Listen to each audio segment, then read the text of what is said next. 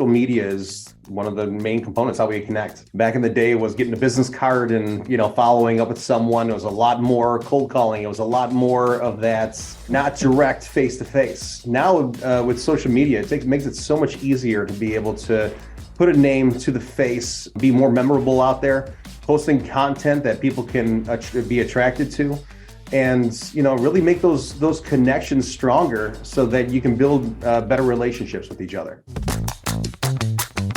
Welcome to the Making Sales Social podcast, featuring the top voices in sales, marketing, and business. Join Bryn Tillman and me, Bob Woods, as we each bring you the best tips and strategies our guests are teaching their clients, so you can leverage them for your own virtual and social selling.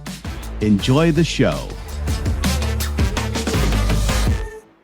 My guest for this episode of Making Sales Social is Vice President of Franchise Development, James Stapleton of Caring Transitions, which helps families cope with the loss of a loved one or the need to relocate someone through an expert network of dedicated experts and resources. Let's just really quickly talk about what Caring Transitions is by addressing what it isn't. It isn't just a moving company or an estate sales company.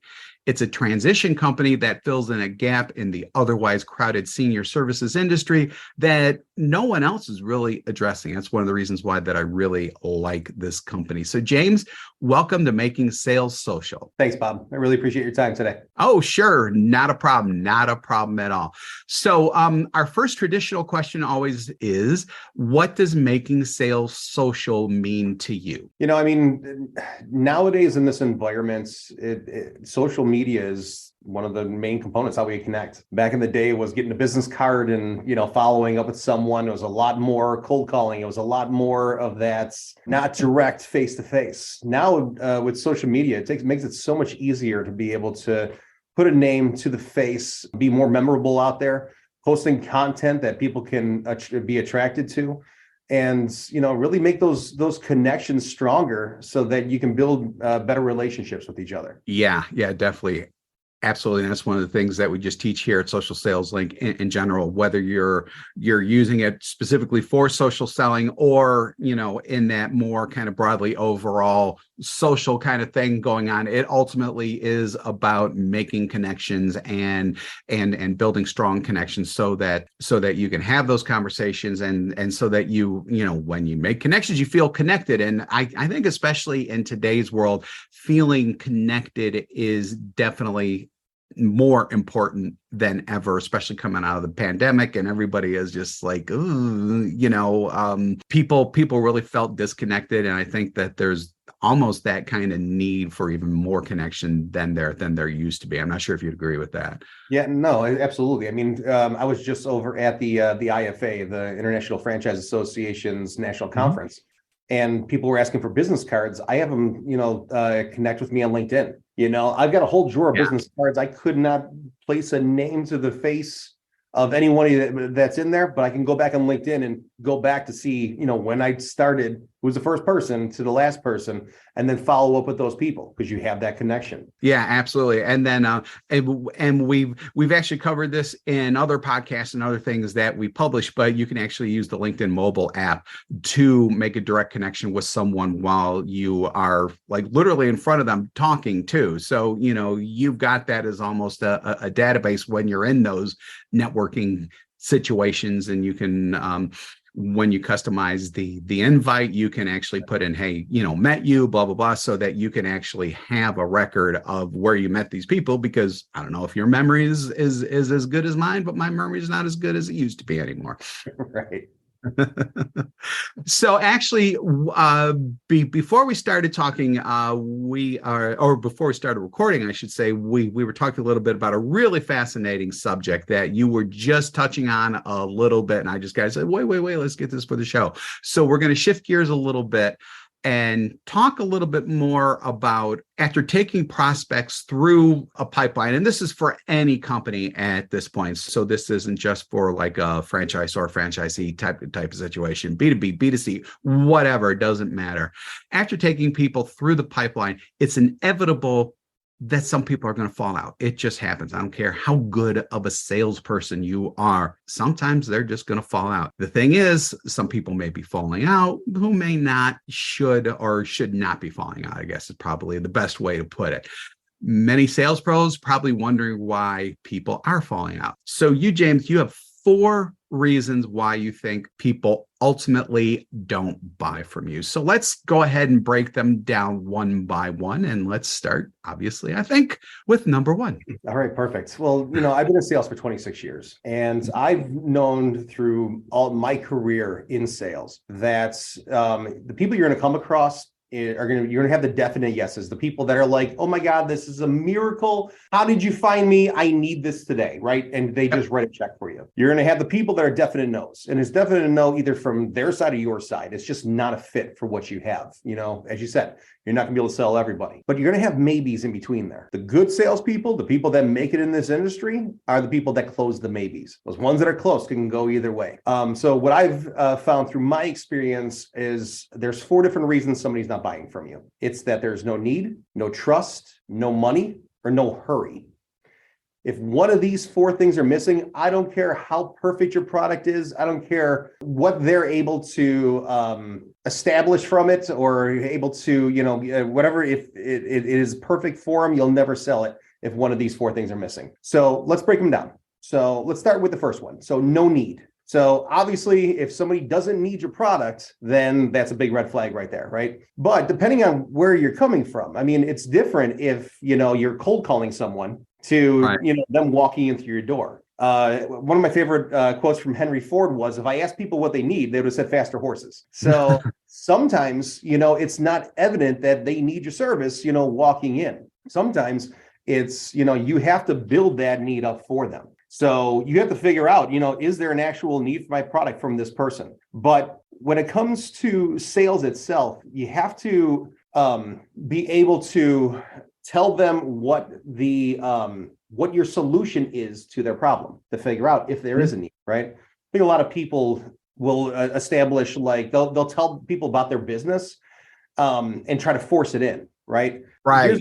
Here's one thing that I've realized is that people don't care about you. It's a Janet Jackson song. What have you done for me lately? Okay. That's what it's always about. And if you can't be able to answer that question, then, it's out the window already. It's like a kid asking his teacher what 2 + 2 is, and the teacher telling him about all the degrees she has and how smart she is. You're not answering the question, but you really have to be able to, dig down and find out, what their problem is your solution that you have a solution to their problem, and then really framing everything around what their problem is, what their need is, and then showing them this is the benefit, and this is how I can help you. Here's the benefit of using me and my product, because it's going to save you time, because it's going to save you money, because it's going to save you something, and be able to answer the question. Yeah. So actually, I think this is really good time to bring back, that faster horses analogy that you just used before, because, a car, you don't necessarily associate a car with a horse, but if you need to go faster, but yet people are looking or think that they need a horse, this is where, like, maybe a little reframing comes in a little bit. And I think that's what you're kind of saying there, just by addressing their needs specifically. Back in the 1900s, nobody knew what a car was, right? Right. It was horse and carriage. So, Henry Ford coming in, he had a product that nobody understood, that nobody knew. They didn't know how it even worked. And so if your product is this, because think about it, people have revolutionary things. They're inventing revolutionary things all the time. Think about social media before it was social media. I mean, think when you first heard about the internet, were you able to explain it to anybody? Were you able to, have a conversation? I remember the news programs at that time going, wait a minute, how does it work? It's an at sign or about sign, or what is it, right? So sometimes, depending on what your product is, it's not, face forward to a person or prospect. So, but once you explain, what it is, how it works, and how it benefits that person, then it's like, oh yeah, how can I live without this? Yeah. And actually, one thing that we had talked about before that we're going to bring up again, I mean, there are some industries and some businesses, and I think that your business is actually one of them, that people don't even necessarily know that they exist. But when they hear about it, it's like, oh my God, this is great. How did I not know this exists? And I think that you could actually plug that in to this entire conversation here. Absolutely. Yeah. I mean, it's so my business, I have to explain to everybody like what we do. We're the nation's largest provider of senior relocation and resale of household goods. And when most people hear about that, they be like, man, I wish I'd have known about this when I went through it. We've been in business for 17 years. You know what I mean? So even though we're the largest provider of this kind of service, we are out there marketing and driving the business. And we've got 300 locations across the United States. So most people don't look into our business until they're knee deep in the situation. They're Googling at 2 a.m. What do I do with mom, to try to find a solution to it. And so that's where I really have to be able to let them know what it is, how it works, how it benefits somebody to become a franchisee, because it's not common knowledge. So Exactly. So let's get into number 2 in this list now. No trust or no trust. In other words, there hasn't been trust developed yet. Yeah. So why don't you go ahead and address that a little bit more? How does one build trust? Trust is the one thing that takes forever to build and the second to take away. Anybody that's been in a bad relationship can relate to that, right? So no matter who you're talking to, everybody has experienced this. So when it comes to trust, what I found is in sales itself, a lot of it has to do with confidence. It has to be how you present the business. Have you ever been to a networking group or you talk to someone? I mean, think about all the things we buy. You ever did a big purchase where you go to buy a car or a boat or insurance or something like that? And the person might give you a whole hour presentation, but there was that one little thing they said that you were like, I'm not sure about this, right? And it blew up the whole thing. So at the end of it, it's like, hurry up so I can get out of here. A lot of it has to do with confidence and knowing what you're talking about. I mean, that's a big one right there. If you know your product inside and out, there's nothing that's going to sweep you off your feet. One of my favorite things that my mentor used to say to me all the time was, when you know, confidence replaces fear. Right. I think a lot of the times when we're going through a presentation, especially when you're new and, there might be a part of the business you're not sure about, and they get to that sticking point where they ask you that question and you're Porky Pig, you're ba-da-ba-da-ba-da-ba-da-ba-da. And that's the one sticking point, right? That's the one thing that they're caught up on, that you are not getting past that until you answer that question. Right. And depending on what your situation is, like for us, we take somebody through a 4 to 6 week process. So we get another opportunity to say, listen, let me check on it. But man, if you're sitting at a table with someone, or they come into the dealership or wherever your thing is, you might get one shot at being able to answer that question. And that's where, you have to make sure you're on your A game. But here's the other thing too, is when somebody's sitting across from you and you're going through your sales pitch, man, their guard is up, right? Nobody trusts salespeople. Everybody thinks of the slimy snake oil salesman that's going to leave town as soon as you get the money, right? So their guard is up. And so as you start, talking about your brand, building the solution, they're dropping that guard down. So to the point where they're not listening when it's up. But man, as you start going through it, their guard is coming down. Now they're listening. And you're building that confidence and that trust within that client to be able to have them at the end of it, what do you think? And for them to make a decision on exactly what you want. Yeah. And then I think that when it comes to trust, bringing social back into it, whether you're talking about more of a B2C type of just straight marketing strategy, or whether it's more like B2B and what we do with social selling. I mean, trust is built through social, and we are huge believers in that here. And we even have the phrase, attract, teach, and engage, which is what we teach here. Attract, teach, and engage leads to know, like, and trust. And everyone wants to know, like, and trust thing. Social it's never going to seal the deal, but it's definitely going to get you much, much farther along that path. Well, also, you don't have a chance to explain yourself if it's on social, right? If you post something out there and somebody's like, this. Looking to up your LinkedIn game? The Social Sales Link team has you covered with our LinkedIn Sales Accelerator, a guided social selling program that includes training, coaching, and so much more. Visit socialsaleslink.com/in for more details. Again, that's socialsaleslink.com/in. Doesn't make any sense to me. You're not able to be there and go, well, hold on, and then be able to give that explanation, right? You're putting things on social media that, either are going to relate to certain people or hit a certain market or whoever you're trying to target. Yeah, exactly. But you don't get the chance to be able to explain something if it's not clear. So I think social sales, especially if you're putting things on LinkedIn or you're putting things on social media, you're blasting things out to anything on social, I think that message has to be crystal clear to people. So there are no questions. Or if it is, Right. hey, if you have questions, contact me. Let's talk Yeah. through it. Yeah. Yeah, exactly. Crystal clear. And then we always teach about, always has to have value, always has to be educational, always has to be, advancing and valuable so that people are actually feel like that they're getting something out of it. Absolutely. So number 3 is no money, no moolah, Money. Yes. This is my favorite thing to talk about because this is the biggest misconception. I used to do door-to-door insurance sales, knock on someone's door, get in the house the old-fashioned way, sit at a kitchen table. A lot of cold calling in between there. Every time I say that, people are like, sure. They all do the same rolling of their eyes. But, a lot of it has to do when it comes to money is what's between your ears. Sometimes, you give a big proposal out to someone just because you can't afford it doesn't mean they can. Right. So it's always, dropping whatever that top number is. You can always go down, right? You can always say, listen, it's $10,000. What do you think? And work through it, right? But you can't go, it's $10,000. Okay, sounds great. I meant it's 15, right? You can't go up, after somebody says yes. So you really have to be able to dig in and find out, what the case is when it comes around money.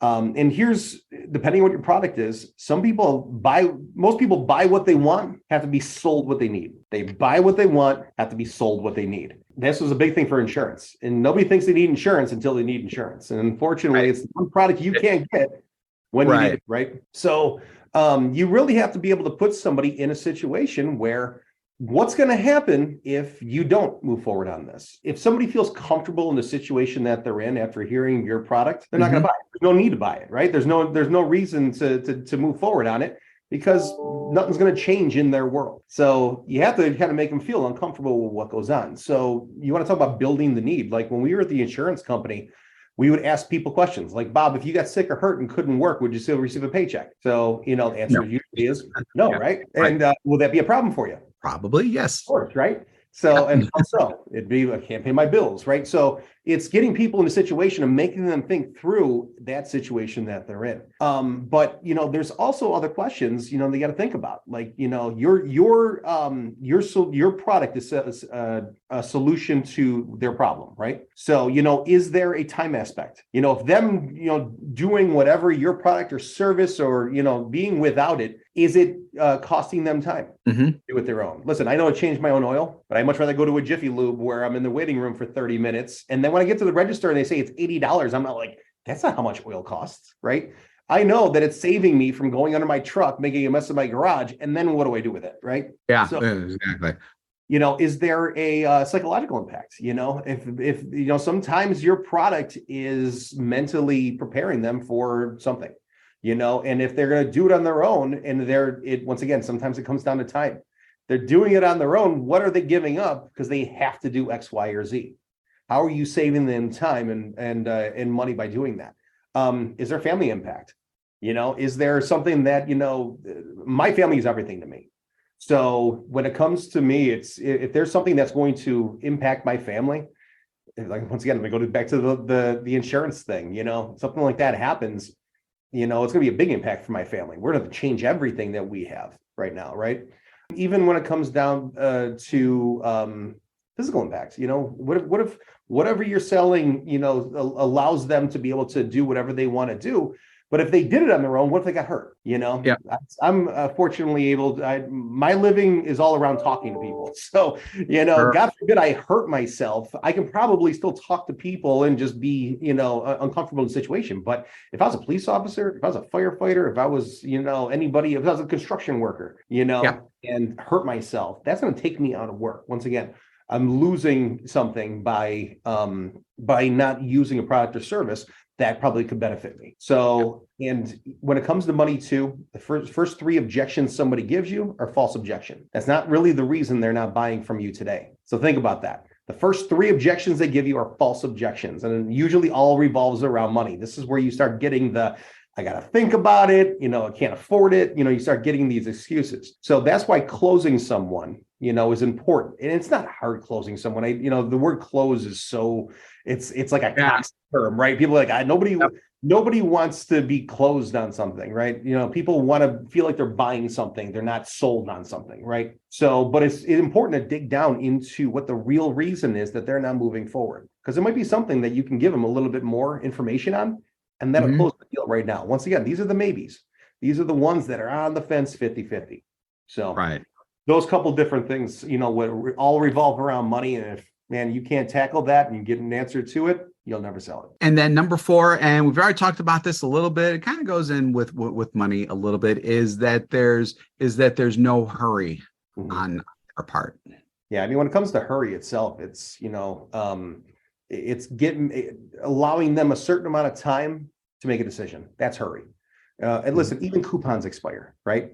So, think about that. As you're not pressuring somebody to do something, but it's like, listen, this is what the price is right now. It might not be that, in the future. I might have more jobs on my calendar. It might be in a different situation. I might not have, the people on my team to be able to help you with whatever job you're looking to do. So you have to put some kind of timeline on whatever proposal you're giving someone. And when it comes to hurry itself, time kills deals, right? So every day that passes after you give somebody a price on that quote, every day that passes, it gets them farther away from making that decision. A lot of times, it's front of mind, right? It's up here. And then as time moves on, it goes to the back of their mind. And then they get reminded of it every once in a while. We've all gone through this. We've all seen something that we bought and we're like, we didn't pull the trigger at that time, and something else happens and it totally takes the thought process away. I remember back during the pandemic, I was looking to buy a truck, and because of the pandemic, the chips weren't in, so they had limited, inventory. And so when I went back, so my desire to buy a truck at that moment was very high. Since I couldn't find the one that I wanted, it went from my front of my mind to the back of my mind, and I finally made the decision, I'm going to keep what I have right now, and I'll drive it till the wheels fall off, and then I'll get something down the road. But once again, if there was someone that I was talking to that was like, listen, here's what we have. This is a great truck. This fits all your needs, and we'll, work this deal out with you. I'd probably be driving a brand new truck right now. Yeah. You give people time to think through it and think about it, they're going to talk themselves out of it. And then they're also going to be talking to the influencers that are around them. They're going to be talking to their family and their spouse and everybody else that's like, what are you, crazy? Wait a minute, what are you going to do? And it doesn't allow you to be able to say, well, this is the reason that it benefits you. So, and once again, it's all about, creating that hurry so they can make a decision. And this is what it is today. Yeah, definitely. And I think that, you're talking a little bit more about B2C, where I think that that going to the back of the mind and disappearing kind of happens more. I think that in B2B sales a little bit more, you can keep a relationship going with someone so that things can actually come back and you can close sale, because that happens with us a lot here. But when it comes to like those B2C decisions, like the trucks, I think that's 100% the case. Well, even think about social media. I mean, think of how fast people scroll, right? Yeah. How fast do you have to make an impact with someone and then be able to capture their attention, and it's buy now, right? Click the button. I've trust me, I how many impulse buys I've made off of Facebook that I got in the mail, and I'm like, oh, this isn't what I thought it was what it looked like in the picture, right? You do it all the time. But that's, once again, that's social selling, right? It's being able to get somebody's attention, buy it now, here's the price, having it face forward, because everybody wants it quick. Everybody wants the fast food mentality, right? Yeah, especially on the B2C side. And my wife could probably tell you a little bit more about that, but I don't want to get myself in trouble. We're just going to go ahead and move on with that. Right. So let's back up a little bit and talk a little bit more specifically about Caring Transitions. Like I said before, it's one of those companies where it's like you're not thinking about it, but when you hear about it, it's like, damn, that's a great idea. How did everything get started, and what's y'all's ultimate goal there? So we've been franchising since 2006. So we're actually, as in 3 days, it'll be our 17-year anniversary. Oh, wow, cool. We started with a company called Home Helpers way back in the day that did in-home healthcare. And we saw that there was a huge gap in going from, hey, mom needs to be moved out of her house now because she needs more care. Or maybe it's, the spouse passed away and they need to downsize. So we saw a hole in the market. And we decided to, put all of our chips in this basket because there really isn't anybody else that does it nationally like we do, at least not to the scope that we do. So who we are and what we do is we are the nation's largest provider of senior relocation and the resale of household goods. So we find seniors that are looking to downsize, either into an assisted living facility or a smaller apartment. So what we'll do is we'll go into their house, we'll find out what they want to bring with them to the next place, physically move them in, and then resettle them there. Then once they're settled, we'll go back into the house with whatever's left over. We'll do either an in-house estate sale or an online sale through our CT Bids proprietary website. And then once the estate sale is done, any items that are left over, if they have value to them, we'll donate them. If they don't, we toss them. But the whole point is to leave that house in a broom swept fashion. So a real estate agent come in, stage it, start doing their walkthroughs and sell the house faster. So once again, just like I was talking about, like the need for that, most people don't even realize that, something like this exists. Because I mean, here's reality is that, nobody's sitting around the kitchen table at Thanksgiving going, hey, if mom has a stroke, what are we gonna do with all the stuff in here? It's always oh my God, this just happened. Now what do we do, right? So it's a very reactive need for this. And people are searching at 2 a.m, like, what do I do with mom? And trying to find a solution to this. And so we are the all-in-one solution from, oh my God, this just happened, to selling the house. And the major need for something like this too has to do with how much is your time worth, right? It's the stress on the family. As much as we sell stuff, or we're clearing out the stuff in the house, it's really making an impact in the family because the stress level is different for both parties. The stress for the kids is they're thinking, I got my own family. I don't have time to do this. I got my own career and I'm now spending every weekend in this house and mom's got too much stuff and I don't want anything in there. Stress for the senior is like, hold on, pump the brakes. You're going to put me someplace strange where I don't know anybody that's outside of my routine. And then you're going to go through my house and sell the stuff that I have. And then you're going to sell my house they've lived in for 30, 40, 50 years, raise the kids, have the memories. That's where we are the bridge in between both parties. Be able to get mom in the place where she needs to be, get her settled and get her set up, take care of the house, take it off the kids' shoulders so that it can sell. And then they can help their loved ones settle in this new strange reality. That's where they much spend their time. Yeah. Wow.